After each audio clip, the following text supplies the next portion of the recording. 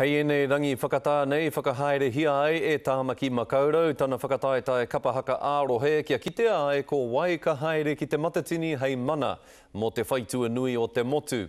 Te kau mā whā ngā kapahaka o te whakataetae, nō reira e whā ngā kapa ka hāpai i te mana o Tāmaki Makaurau ki te matatini a te rātau.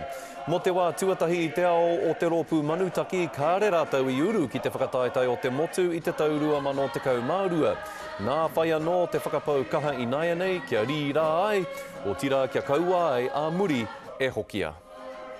Kei te tino pirangi kia tū māro i a pōpō, kia wiki tore te tahi wāhi mō rātou kia haere ki te hui a motu. Kua tini nai nei e tahi o ngā kaupapa kei roti te rōpū manutaki. Engari, kāo, kei te pirangi kia uri ki ngā tikanga.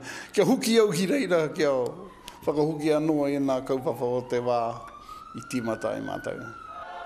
Ka mutu i te karere e pā hoatu nei kia koutou kei te pōhiritia ngā kapa katoa ki te whakataetae o tēnei tau.